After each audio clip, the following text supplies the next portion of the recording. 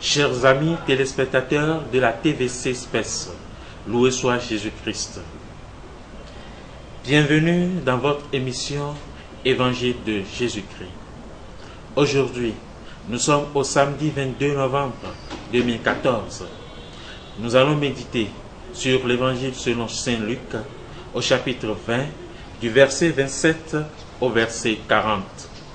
Des Sadducéens, ceux qui prétendent qu'il n'y a pas de résurrection, vinrent trouver Jésus et ils l'interrogèrent. « Maître, Moïse nous a donné cette loi. Si un homme a un frère marié, mais qui meurt sans enfant, qu'il épouse la veuve pour donner une descendance à son frère. Or, il y avait 7 frères. Le premier se maria et mourut sans enfant. Le deuxième, puis le troisième épousèrent la veuve, et ainsi tous les 7. Ils moururent sans laisser d'enfant. Finalement, la femme mourut aussi. Eh bien, à la résurrection, cette femme, de qui sera-t-elle l'épouse, puisque les 7 l'ont eue pour femme? Jésus répond, « Les enfants de ce monde se marient, mais ceux qui seront jugés dignes d'avoir part au monde à venir et à la résurrection d'entre les morts ne se marient pas, car ils ne peuvent plus mourir. Ils sont semblables aux anges, ils sont fils de Dieu en étant héritiers de la résurrection. Quant à dire que les morts doivent ressusciter, Moïse lui-même le fait comprendre dans le récit du buisson ardent, quand il appelle le Seigneur, le Dieu d'Abraham, le Dieu d'Isaac, le Dieu de Jacob. Il n'est pas le Dieu des morts, mais le Dieu des vivants. Tous vivent en effet pour lui. Alors, certains scribes prirent la parole pour dire, « Maître, tu as bien parlé. » Et ils n'osent plus l'interroger sur quoi que ce soit. Acclamons la parole de Dieu. Louange à toi, Seigneur Jésus.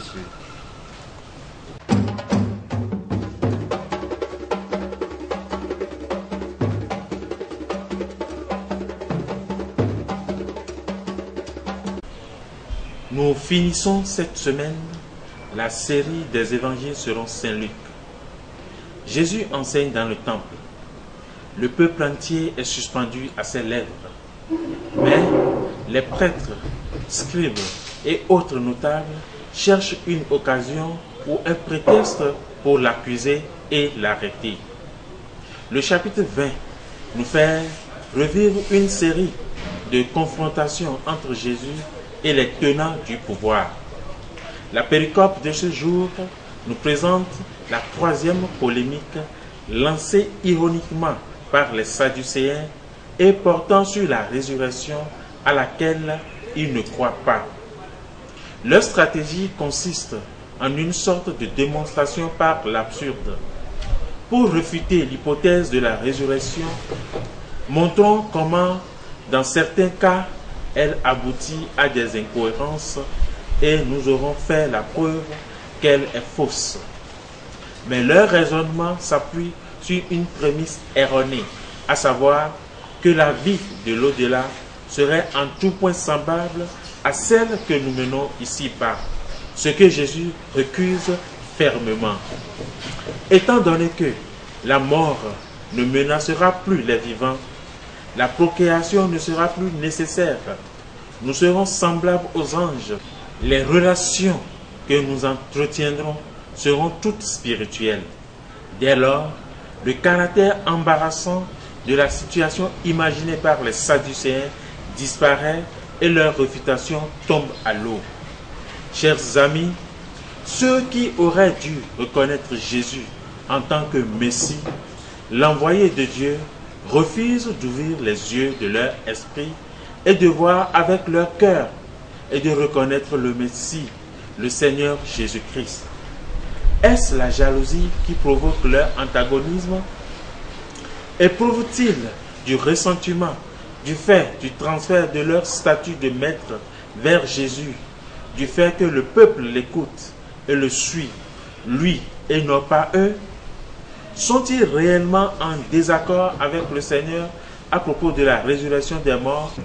Quelle que soit leur motivation, elle n'a pas d'importance, car elle revient à penser avec nos facultés humaines limitées, avec notre façon de voir la réalité qui n'est pas celle de Dieu. Ils sont plus aveugles que les aveugles, et plus aveugles que l'aveugle de Jéricho de l'évangile de lundi passé. Il en est toujours ainsi aujourd'hui. Nous semblons penser que nous devons comprendre l'Esprit de Dieu pour comprendre ce qu'il nous dit. Comment Dieu peut-il être présent, corps, sang, âme et divinité dans l'Eucharistie, alors qu'il est au ciel? Comment est-ce que du simple pain et du simple vin, fait par les mains de l'homme, peuvent devenir Dieu lui-même? Enfin, qui nous a fait Dieu? Voilà autant de questions qui hantent notre pensée et qui nous empêchent de vivre en esprit. Au fait, qu'est-ce qui nous fait penser que nous pouvons comprendre l'infini avec nos esprits limités, comprendre l'immortalité étant mortelle et appréhender ce qu'est la toute-puissance avec nos faiblesses? Prions pour que nous puissions voir avec les yeux de notre âme et reconnaître que nos chemins ne sont pas tes chemins, ô Seigneur, que nous devons avoir confiance et croire en toi, Jésus, la parole qui est vérité et qui ne peut pas nous tromper. Amen.